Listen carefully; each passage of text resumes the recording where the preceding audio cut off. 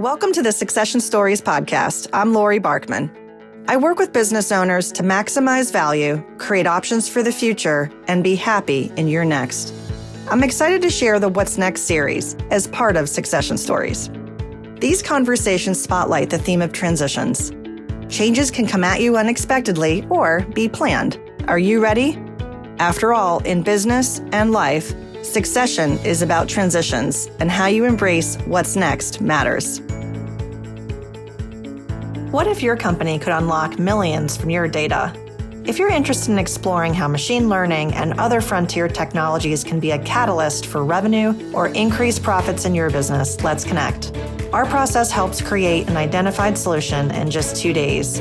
Go to small.big.com, that's small.big.com/contact to start the conversation. Be sure to subscribe to Succession Stories and tag us in social media to help other business owners discover the show. Dr. J.T. Kostman is the CEO of ProtectedBy.AI and a global expert in artificial intelligence and psychology. His unique story began as a homeless 9-year-old in New York City. During the early part of his career, J.T. dedicated his life to rescuing others as a paramedic, deep-sea diver, police, and U.S. Army Special Forces. Eventually, that led to a career using data intelligence to protect lives. In the corporate sector, JT developed solutions for large companies like Digitas, Time Inc., and Samsung. Now, as a global entrepreneur, his focus is enabling small and mid-sized companies to use data to protect and transform their businesses. It's an incredible what's next story that is sure to inspire.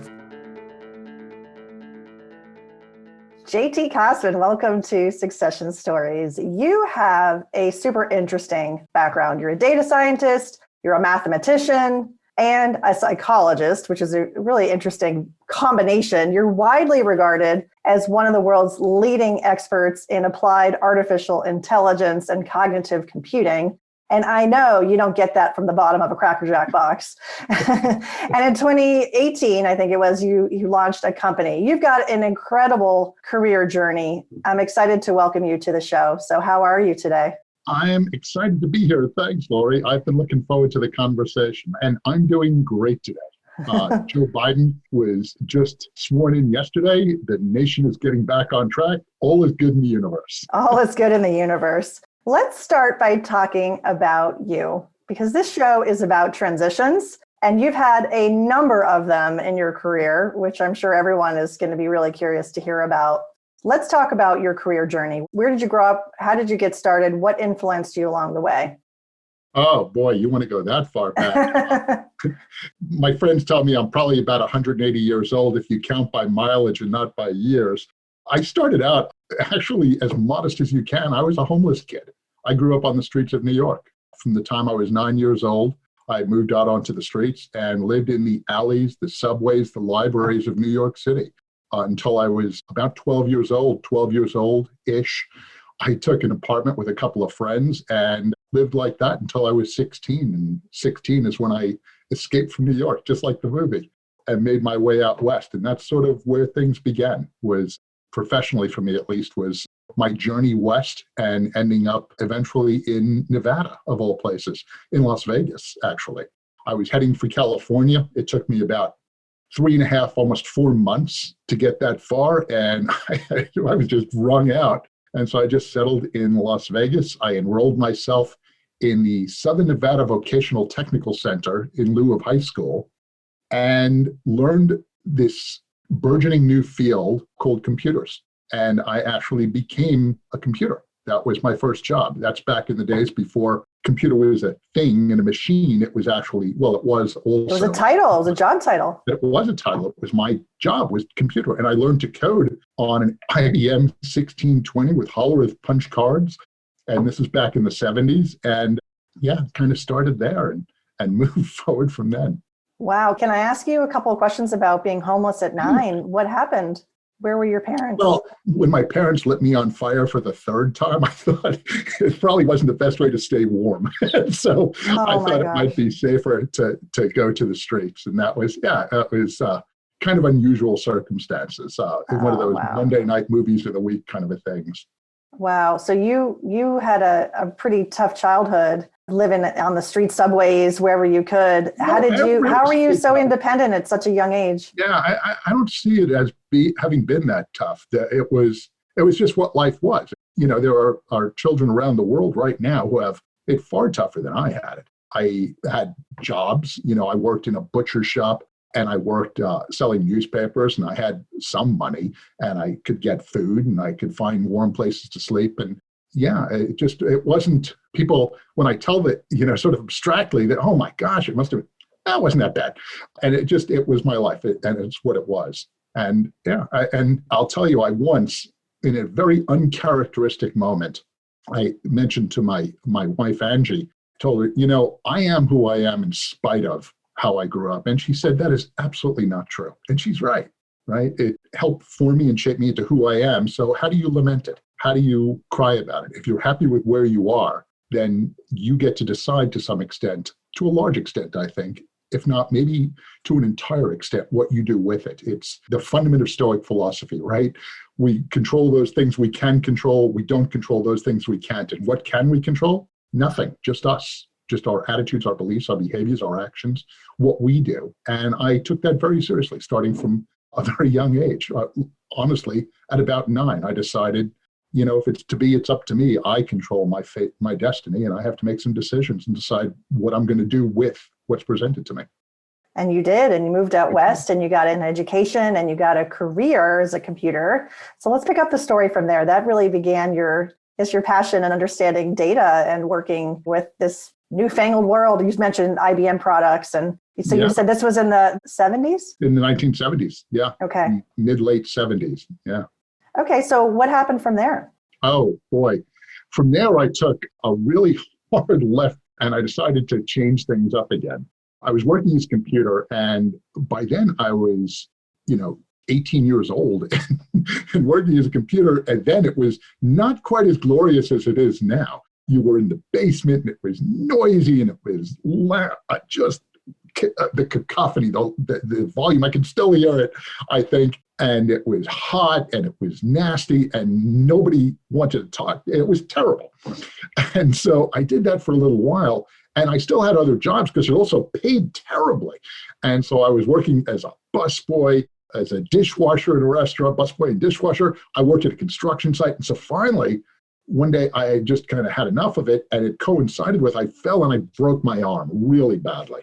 And broke in, I think, like 16 or 18 places, really shattered it while I was at work. And so the workers' compensation program said if I went back and I actually took some college classes, they would give me an extra, I think it was $100 a month, which at the time, that was a lot of money. Sure. And so I went to the community college, and I took 2 courses, one in psychology, which kind of planted a seed there, and one to become an EMT, an emergency medical technician. And so by the time I graduated, I was an EMT. By the time my arm healed, I had graduated, I was an EMT. And so I went to work for the local ambulance company and loved it. And I went on to become a paramedic eventually. I was sort of interning and working with a very senior paramedic. We got a call one morning I thought it would be the greatest day of my life, because my mentor, Jay, tells me, get in the ambulance, we have a call, and get in the front. And I thought, oh my goodness, this is, I've been promoted. And we showed up at the MGM Grand Hotel, which was on fire. And at the time, it was the largest hotel fire in American history, and lost 88 people in the fire. And because Jay was the first paramedic, we did all the recon, and we recovered 86 of the people who perished. We treated over 350 people. And so the city of Las Vegas sent me to paramedic school in Los Angeles. And so here I was, a paramedic, a month after my 19th birthday. And I went back to Las Vegas, and I worked as a paramedic. And so without giving you the torturous extension from that, I went from being a paramedic to, in Nevada, and California, and I eventually moved back to New York, and I worked as a paramedic here in New York for a while. And then I met some folks who were commercial deep sea divers. That sounded fun. And they had a need for medics on the dive rig. So I became a commercial diver, the hard hat with the, hundreds of feet underwater, and working out of chambers and that sort of a thing, and doing underwater construction and welding and explosives and electronics, and did all that sort of a thing for a couple of years, traveling around the world, had a bunch of fun doing that. And eventually I went back to Nevada and met this girl, and went to a party, met the girl, and we've now been married for almost 35 years. Literally, I came home that day and said, I just met the girl I'm going to marry. And love at first sight. Yeah, absolutely was. And she eventually relented and said yes. It took a while. But then we go on our honeymoon, we get back, and what do you know? The paramedic company is closed. And so I had a new life, a no job. And so I went to become a cop. They were testing for police officers. And so I took the test. I did really well and became a cop. As part of my duties, I was also a coroner's investigator for a while. And then I did undercover work on street crimes and that kind of a thing. And that was all fun too. And during this time, I'm trying to finish college. And my beautiful wife, my brilliant wife, has her degree by now. She's a Bachelor of Science in Nursing. And by the way, and I have to get this in here, Angie has been an ICU nurse for 40 years now. Wow. I've been begging her to retire for about 25 years. She was just about to a year ago in January before COVID, and she can't bring herself to retire. So 40 years a nurse. She still does bedside care. She's still in there. So dedicated. That's amazing. It's just amazing. That's beautiful. And so getting back to my relatively boring story, I wanted to go to college and I couldn't because working a cop shift and that sort of a thing. And so that's when the first Gulf War broke out. And to make what's otherwise a really long story short, I went into the military and I was recruited in for special forces, essentially. And so I went on initially as a paratrooper, infantry paratrooper, and I went on to U.S. Army Special Forces. I had a lot of fun doing that and traveling around the world and doing that work, and got badly injured and had to come home. And when I came home, I decided, okay, now it's time to finish the degrees. And then I actually finished my undergrad. I had never finished my undergraduate degree, went on to grad school, was working toward my first PhD in psychology. I wasn't getting the math there for what I wanted because I really wanted to understand human behavior individually and collectively, but empirically, not just sort of anecdotally. And so I pursued a second track in mathematics to work toward a second PhD in mathematics in parallel. I got really lucky. I got into some great postdoctoral programs and was awarded a couple of National Science Foundation fellowships. So I got to do my work at a consortium at Harvard and MIT, and then I did some work at Columbia, some at NYU. I was doing the degree at CUNY at the City University of New York, very open ecosystem, if you will. And so then I got selected to do a NATO Advanced Study Institute at the University of Moscow, of all places, Moscow State University. And so I did some of that work there, finished all my graduate degrees, and there I was, educated. Educated. That's an incredible story. I don't even know if I can recap. Homeless at 9, employed as a teenager, finds your way to a vocation which began with being a computer, and then through civil service to military service, and then back to your education, which ended up becoming so much more, right, than where you initially started with getting your PhD. Fair, I never really turned my back on computing. I hated the job. I hated being there wasn't even a cubicle. We were basically I didn't actually even have a desk. I had a chair. It became a big thing because I put my name on the back of the chair because it was my chair. Your chair. It had a wheel so I could move it, which was great. But I never walked away from computers. I loved that work. And in the early 80s, I was a hacker. And when that movie came out, War Games, I was the one watching it and saying, he got the really cute girl. And I thought, I really got to get back into computers.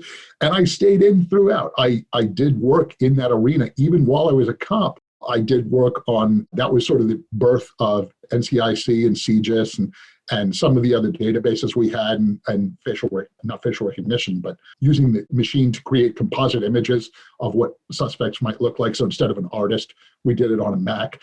And doing a lot of the database work and this was the early years, Edgar Todd had just really done some have this seminal work in what became SQL, structured query language. And so working with the databases and being able to digitize to some extent some of the police stuff, did the same thing with emergency medical services. But then when I went into the military, even though when I was in the field, it was, helicopters and guns and, running around and that kind of thing, while we were in garrison, I was one of the few people who was really computer savvy and ended up working with other branches of the United States government, those that have 3-letter agencies, 3 letters in the name of their agency.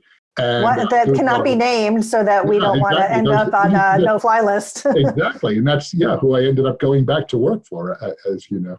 Yeah. So when you got into call it the corporate America, if you will, I know you worked for the government for a while, as you said, for various reasons, we can't really talk deep about that.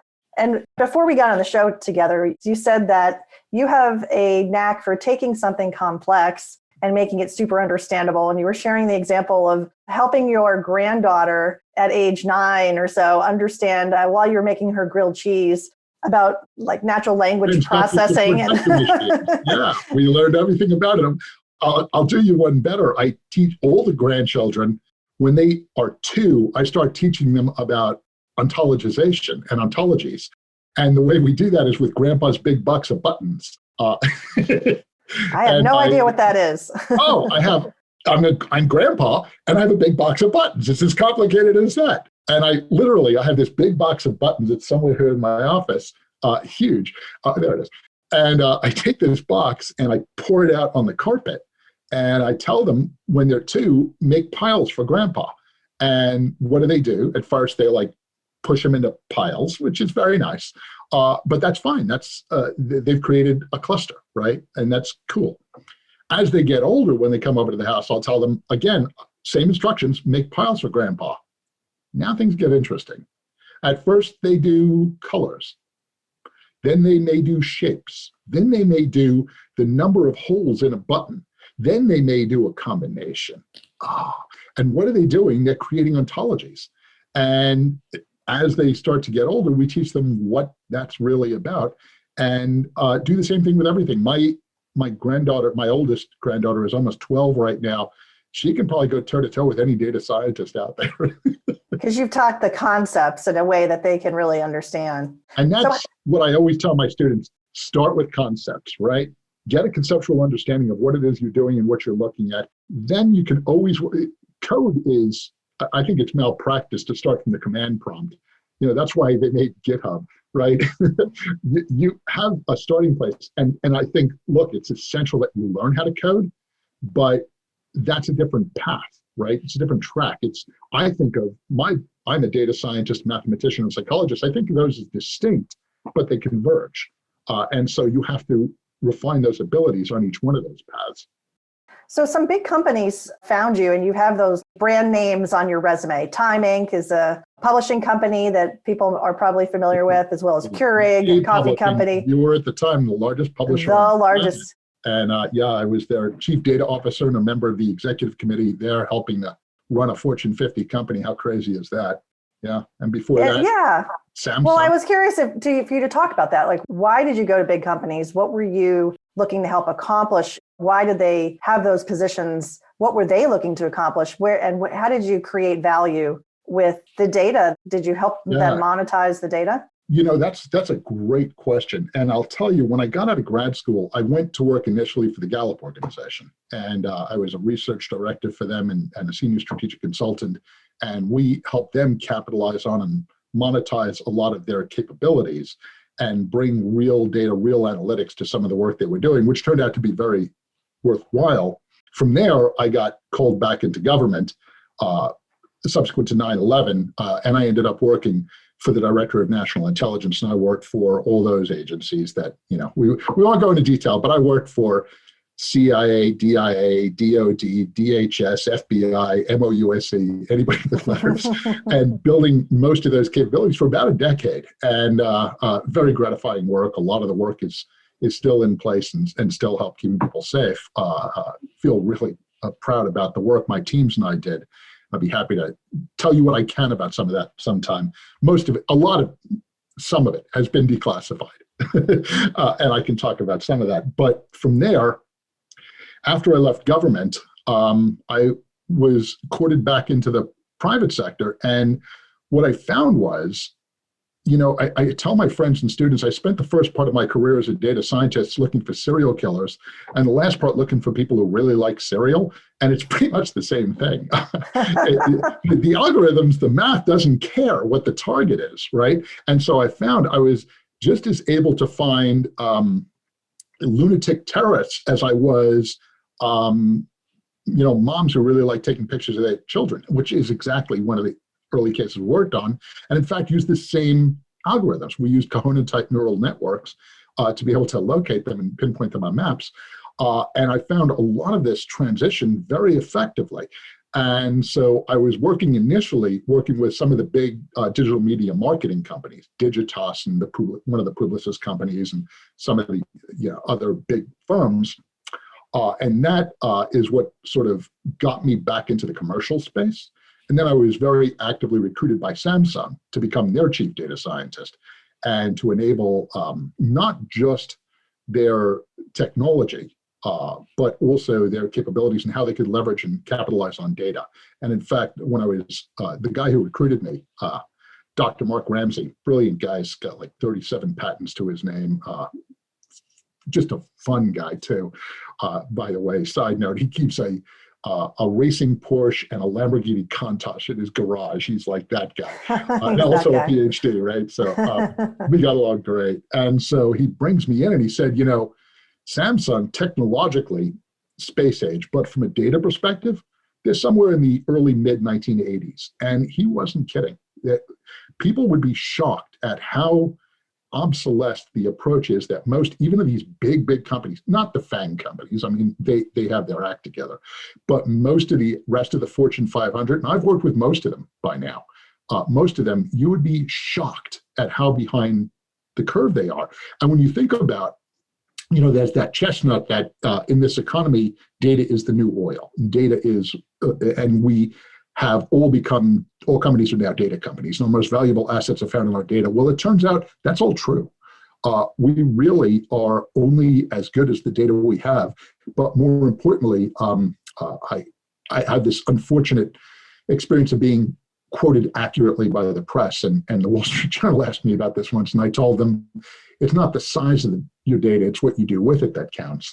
And I find that most organizations don't know how to capitalize on that data. And my favorite example, I'm sorry to ramble here, but when I went to Time Inc., and I was courted there very aggressively by the CEO, Joe Rep, brilliant guy.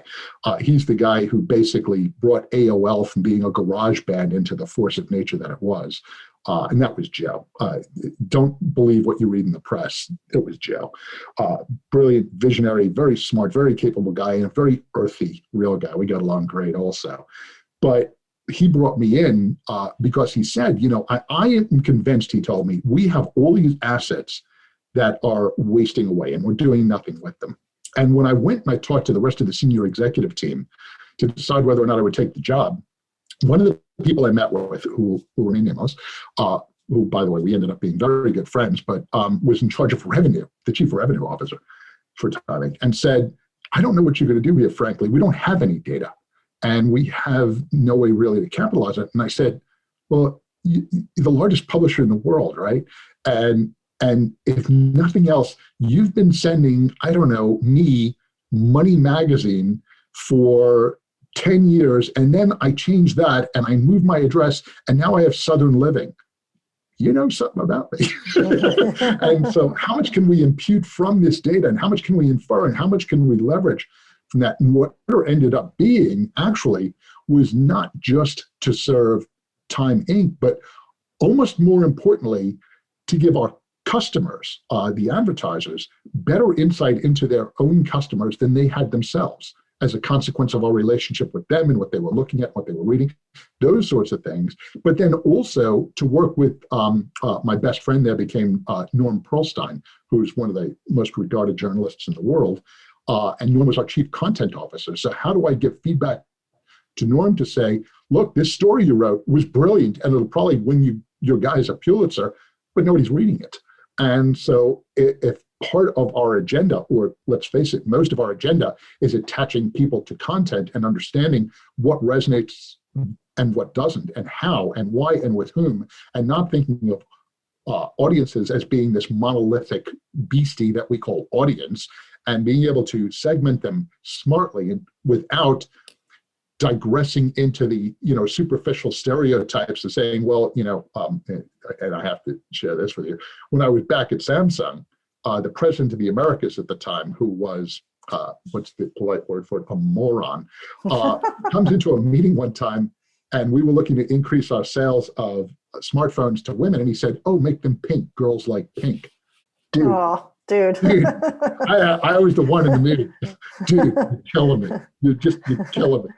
You found other ways, I'm guessing. Yeah, he's not there. Well, the Uber CEO just went back to prison last week, which tells you a lot about the culture of Samsung. Yeah. But the point I'm making is I have inordinate respect for most CEOs, right? I think you didn't get there by being a dummy. But most of these men and women who make it to those ranks did it in a different era. And they did it in a different time and from a different perspective, right? Even Jack Welch, who was trained as an engineer, what was the name of his book? Leading from the Gut. You can't lead a modern organization from the gut. You have to be cognizant of the data and be empirically minded and be driven by the data. And I think we are the Sherpas. We are the translators. We're the folks who help connect that to the strategy of the organization and what it's attempting to accomplish and achieve. That's in large part what I did. I think that's really important also to underscore for people listening who are in a company and they're thinking about their business and thinking, what hidden assets might I have that can unlock value? One of those things is the data. And there's a pretty cool saying, I don't know who the original person who said it was, but you're not necessarily selling the quarter-inch drill bit, you're selling the quarter-inch hole. That's the quarter-inch hole. And so for a company like Time Inc. or other companies that ultimately they know something about their data is informing and their data has value, and how can they productize that service, if you will? And I want to use that as a transition to talk about what you're doing currently with your company.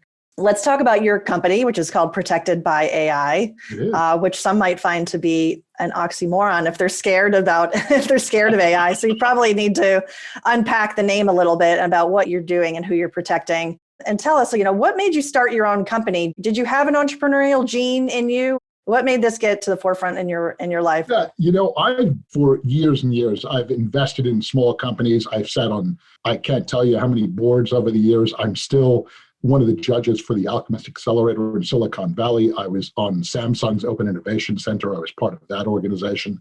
But I'm an angel investor and a venture and I was recently on the board of a private equity venture capital fund where we made some substantial investments. But and so I've always had this attachment to entrepreneurs and entrepreneurialism.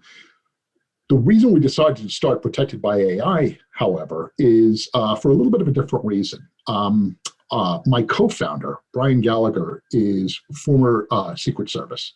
And he actually ran the nuclear, biological, and chemical response team out of the White House for about a decade.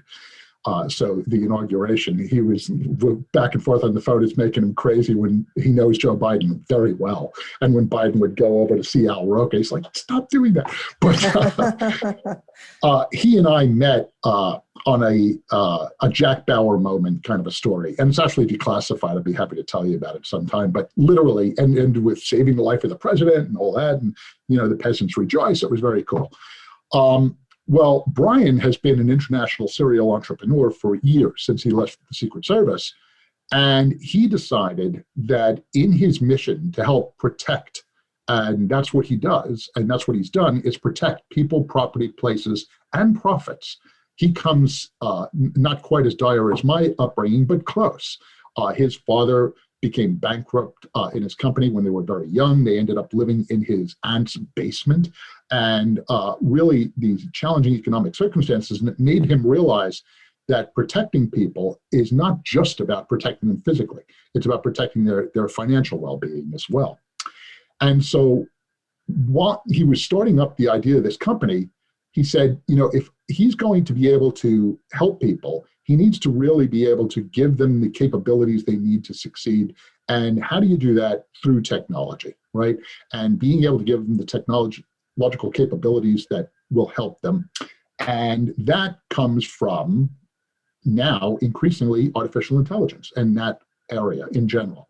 And so he, as he tells the story, he did a Google search for, if I'm going to make these investments and do this, let me find the world's leading thinker in this. And he said, I was Googling, he's like, hey, I know that guy. And there you he were. calls me up.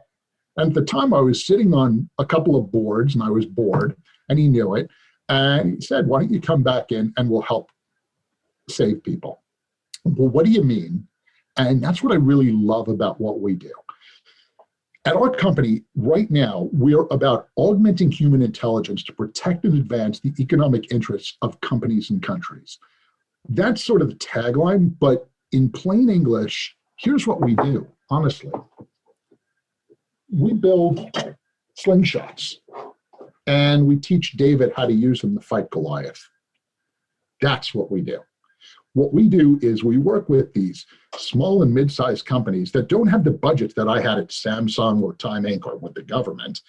But in order to survive, let alone thrive in this turbulent, crazy times we're living in, how do you compete? How do you remain viable? How do you go toe-to-toe? It's almost analogous to what would you have done in the early 1900s if you didn't have electricity in your company, right? September 4th, 1882, Edison electrifies 1 square mile of Manhattan, and within 5 years, either you have electricity or you're out of business. That's what we're seeing now, but with artificial intelligence, machine learning, IoT analytics, data science in general, these capabilities. So how could we make these things affordable and accessible to small and mid-cap companies? And could we do that? And we did. And so we've been inordinately successful over the last year. We work with, now we're back, we work with the US government, of course, but most of our work is with companies that could never otherwise afford those kind of budgets. And we're even supporting entire countries. We right now on the African continent, we're working with South Africa. We're working with a couple of other countries around the world to be able to say in South Africa, as an example, help in their mission to fight fraud, waste, abuse, corruption, and ensure the equitable distribution of resources. Well, you can't do that without cutting edge tech, right? And so we not only build those slingshots, for David to fight Goliath, we show them how to use them. And so the model we have, we talk about, we address 4 factors with everyone we work with. And by the way, we have a book that we're working on, I should be typing on right now, coming out soon. And it talks about those 4 factors are helping them with their strategy, their human capital, their insights they need to lead and to understand their market, and their technology. And so to our mind, you need strategy, human capital, insights, technology. You have to know your SHI. That's imperative. Is that the title of the book? You have to know what your know your strategy, human capital, insights, and technology. Got to have a mnemonic that works. There you go. So you mentioned you're a grandfather. So here you are, an entrepreneur, and I'm guessing you're over 50. I won't ask you your age. Yeah.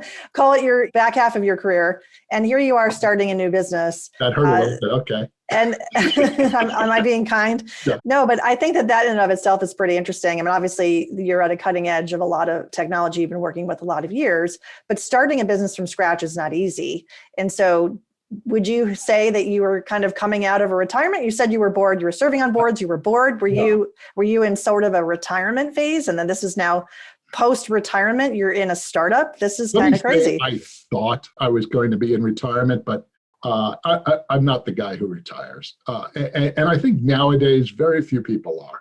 The idea of retirement in the classic sense, just, I think I had a period of time when I was injured when I left the military, and I couldn't walk. I was, bedridden, and I was not in a mindset to really engage myself. And I could feel my mind starting to atrophy. I truly could. After a couple of months of, just watching TV, and this is even before social media, I basically watched, stupid TV and did not much of anything else for a couple of months. And I could feel my brain starting to decay, starting to get older and slower. And that's what happens to us. We'll talk another time about some wonderful work that's been done in neurophysiology that actually starts with a cloister of nuns in Mankato, Wisconsin. It's a very cool story. And it turns out that old myth that you inevitably head toward senility and Alzheimer's and cognitive deficiencies and defects and deficits, total myth.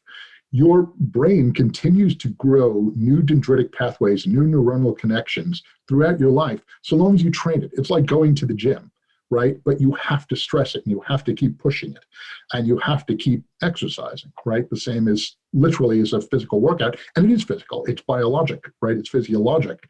And so for me, the idea of sitting on the porch or playing shuffleboard, I want to kill myself after a couple of weeks.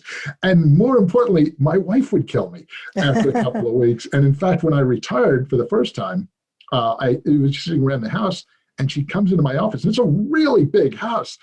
So I don't bother her, but she comes up to my office and says, "Go back to work. You're driving me crazy." I can't stand you just being home. Go. But that's how you're wired. That does not surprise me at all. There are probably people listening who are thinking, oh, I might want to sell my company, but I don't know what I would do next. And then there's other people that think, oh, I know what I would do next. I have X and Y and Z planned. And I think of it as sort of having a portfolio in life where, you're serving on boards, you're doing nonprofit work, you're giving back to the community, you have your family, and you have your work that challenges you and makes you happy. And I guess it leads me to my next question is, how do you define success? And I think the answer is your question. And that's exactly right. It's how do you define success, right? And I think we get taught at a young age, unfortunately, particularly in Western culture, that it's some brass ring, that it's some, if only I had, right? If only I had, $1 million, $10 million, $50 million. And I got to tell you, I started out very poor, and I'm not so much poor right now. And so what? It turns out you hit a number, and what more do you want? How many houses can you live in at one time? How many cars can you drive at one time? I have a lot of motorcycles. I like motorcycles. I have a lot of toys, and you can say, but so what? You can take it all away. To me, that isn't success. Success is being happy with who you are. Success is, everyone is alive, but very few people actually live. Very few people engage their life. One of the promises, or the promise, the ultimate uber promise I made to myself when I was 9 years old, and it was actually interesting. I was just having this conversation with a colleague. He was talking about, he grew up in the Middle East, and his father was beaten because he didn't have enough money to pay back the loan sharks and all this. And he said, and it was a terrible story. And he said, I had to walk to my uncle's house in the snow 4 miles. I was like 9 years old, and vowed to myself I would be rich one day. And what I told myself when I was 9 is that I would live every day. That I always hate that thing, live every day as if it's your last, because that's crazy. Who would pay bills or mow the lawn? I would never take out the trash again. Right. But you should live every day as if there is a last, right? As if it is going to end one day. And so to me, success is about experiences. Success is about relationships. Success is about enjoying what you're doing and why you're doing it. The reason I'm not retired, the honest to goodness, look you in the eye reason, is I know exactly how professional ball players must feel. These are men and women who, if they weren't getting paid to do that for millions of dollars, they would probably work at the factory and do it on the weekend because they love it, right? I love what I do. I have so much fun. I tell the data scientists who work for me, and I've hired more data scientists and AI engineers and coders than probably anyone on the planet, truly. When you consider Time Inc. and Samsung and certainly the government, I tell them, if this isn't fun, if you're not looking more forward to Monday mornings than Friday afternoons, man, you're doing the wrong thing. Because you can always make money. It turns out at least making enough to meet your needs ain't that challenging, particularly in the United States of America. I think it is in a lot of places around the world, and I pay that short shrift for a second. But we tend to be goldfish, right? We grow to the size of our bowl. And now, I'm making, I distinctly remember when I went to grad school. And remember, I'd only been a paramedic and a police officer and a soldier until then. So I never made money. And my wife, Angie, made way more than me. And when I was in grad school, I got talking to a couple of people and I told her, honey, do you know that if I really dig deep, I might make $100,000 some year? Wow. And we were both like, no, don't be ridiculous. You'd never make money like that. And now, a starting data scientist right out of school can make, multiples of that, let alone if they have some real expertise in AI and machine learning. And now with the democratization of education as a consequence of MOOCs and resources and Udemy and all these things that are available to people, and increasingly, I think one of the bizarre collaterals, positive things that came out of the Trump administration was cracking down on immigrants and H-1B visas and those sorts of things. Well, you add COVID to that, and we've come to realize we can virtualize talent. People can be anywhere now. They can get educated however they want, take a non-traditional path. And if they have the inclination and the interest to get into this particular profession, make a damn lot of money and have a great time doing it. All it really takes is your willingness to do that. But then, and I'm sorry to be so long on this, but when we're talking about success in that regard, I'm always reminded of a friend who is very successful professionally, but he's also a great musician, great guitarist, and he sings beautifully. And so we were with one of our friends one day, and Steve was just fiddling around on the guitar, just playing a little bit. And by the way, this guy who was formerly, he just retired, he was an executive for the Federal Reserve Bank. So, I had a real career. But he also plays at gigs on the weekend, and he was fiddling around with the guitar. And this other friend of ours said, man, I would do anything to play like you, Steve. I would love to play like you. And Steve said, no, you wouldn't. I said, what do you mean? No, I'm telling you, I would. He said, no, you wouldn't. Because you know why I can play like this? Because I play like this. Because I played every day. I practiced every day. And you know why I did that? Because I love it. Because I really love it. That's success. That's right? success. When you find something you're so good at. Gig, but that's success. Right.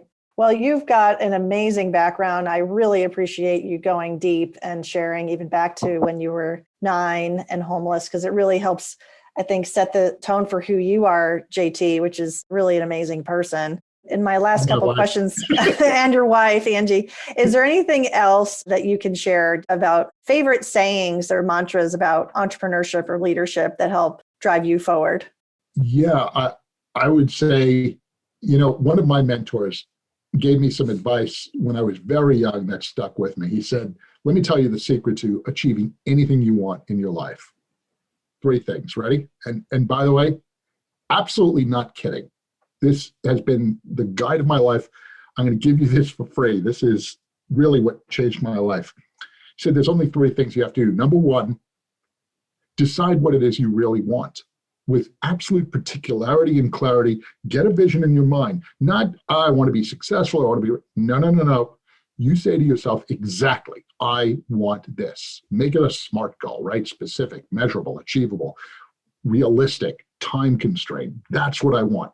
Step 1, know what you want. Step 2, find out how much it costs. What's the sweat you'll have to put in? What's the time you'll have to put in? What's the tuition you'd have to pay? What books do you have to read? Who do you have to work with? Who do you have to meet? Step 2, find out what it costs. Step 3, pay that price. That's it. Pay the price. Yeah. Pay the price. Find out what you want, find out what it costs, and pay the price. Pay the price. Great words to live by, aspire to. JT, thank you so much for joining me today. If people want to find you online, how do they do that? You can go to our website at, interestingly enough, ProtectedBy.AI. There you go. There's a mug. There it is. And you'll find me there. I am occasionally on LinkedIn. I have a love-hate relationship with LinkedIn, so sometimes I'm on, sometimes I'm not. But you can find me through my site, through my writings, through the books. And by the way, anyone who's aspiring into this profession, drop me a note. I leave time open every Friday to talk to people who are either aspiring data scientists, mathematicians, psychologists, professionals, AI, people who are interested in artificial intelligence. On the other hand, either aspiring or struggling entrepreneurs. And so if you're having challenges, if you just need someone to talk to, that's what I do. I'm happy to have the conversation. We'll find a time. Thank you so much, JT. It was great to talk with you today. It was great to talk with you. Take care. Innovation, transition, growth. Easy to say, but hard to do. If you're an entrepreneur facing these challenges, I get it. I work with businesses from small to big to achieve your vision. Visit smalldotbig.com to learn more. I'd love to connect with you. Subscribe to Succession Stories, and if you enjoy the show, please share a rating and review. Thanks for listening.